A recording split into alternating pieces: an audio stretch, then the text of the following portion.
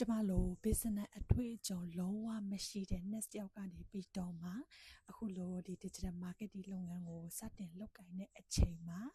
အစပိုင်းမှာဆိုလို့ရှိရင်ကျမအနေနဲ့အခက်အခဲတွေဒါအများကြီးကြုံတွေ့ခဲ့ရတာဖြစ်တယ်ပေါ့နော်။ဘာကြောင့်လဲဆိုတော့ကျမကဒီပေါ့နော်ကျောင်းပြီးတဲ့နေ့ဒီ10နှစ်ကျော်ကြာပေါ့နော်ဒီ next တယောက်အနေနဲ့ပဲအလုပ်လုပ်ကိုင်ခဲ့တယ်။ပြီးတော့မှကျမက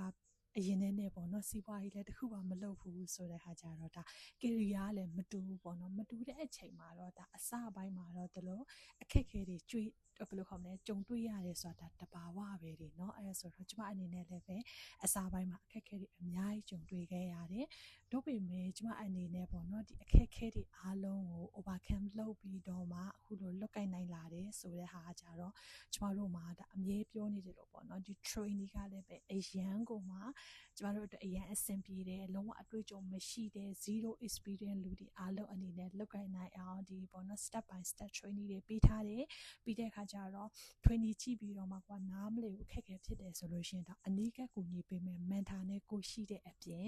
အခုလိုပေါ့နော်ဒီလို supportive community ရှိတာဖြစ်တဲ့အတွက်ဒါကျမအနေနဲ့လည်းပဲဒါအခက်အခဲမရှိပေါ့နော်လေးလာရင်တင်ယူရင်းနဲ့ဒါလုပ်ကိုင်နိုင်လာတာဖြစ်တယ်ဆိုတဲ့အရာလေးကိုဒါအားလုံးကို share လုပ်ပေးချင်တာဖြစ်တယ်ပေါ့နော်ကျမအနေနဲ့လည်းပဲအစပိုင်းမှာတော့ဒီလို career မတူတဲ့အချိန်မှာပေါ့နော်စတင်လုပ်ကိုင်ရမှာတော့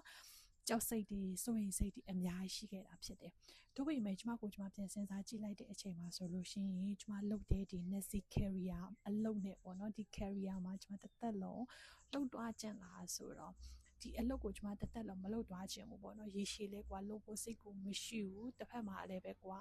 ဒီဝါဒနာမပါလည်းပါမယ်ပေါ့နော်ပြီးတဲ့ခါကျတော့ဒီကျမတို့ဒီ next ရောက်အနေနဲ့အလုပ်လုပ်ကိုင်ရတဲ့အချိန်မှာဆိုလို့ရှိရင်ဒါဘယ်လိုခေါ်မလဲအလုပ်ချိန်ကအရန်များတယ်ဒါအလုံးသိတယ်လို့ပဲမိသားစုအချိန်မပေးနိုင်ဘူးဒီအလုပ်ထဲမှာပဲကိုယ့်ရဲ့အချိန်တွေအများစုကိုပေးဆက်ထားရတာပေါ့နော်ငယ်တော့ကျမ်းမာရေးကောင်းတော့အချိန်မှာတော့တိတ်မသိတာပေမဲ့အသက်အရွယ်ကြီးလာတဲ့အချိန်ဆိုလို့ရှိရင်ဒါကိုယ့်အတွက်ကျမ်းမာရေးပိုင်းမှာထိခိုက်မှုတွေရှိလာနိုင်တယ်အဲ့ဒီအတွက်ကြောင့်မလို့ကျမအနေနဲ့ဒီ career ကိုတက်တက်လုံးမလုပ်သွားခြင်းမို့ပေါ့နော်အဲ့ဒီအတွက်ကြောင့်မို့လို့ကျမမှာဒီလိုပေါ့နော် zero experience ပေါ့နော်အတွေ့အကြုံလုံးဝမရှိနည်းပညာဘာမှမသိပေမဲ့လည်းပဲကိုလိုချင်တဲ့ lifestyle တစ်ခုကိုလိုချင်တဲ့ဖန်တီးချင်တာဖြစ်တဲ့အတွက်ဒီ digital marketing လုပ်ငန်းကိုရွေးချယ်လုပ်ကိုင်ခဲ့တာဖြစ်တယ်ပေါ့နော်အဲလုပ်ကိုင်လိုက်တဲ့အချိန်မှာလည်းပဲကျမရွေးချယ်လိုက်တဲ့ဒီစီးပွားရေးကတခုလိုဒါ supportive community တွေရှိတယ် training တွေပေးထားတယ် mentor နဲ့ coach အကူအညီနဲ့တွားတာဖြစ်တဲ့အတွက်ဒါကျမအတွက်တကယ်ကိုမှကျေးဇူးတင်စရာအကောင်းဆုံးဘယ်လိုခေါ်လဲ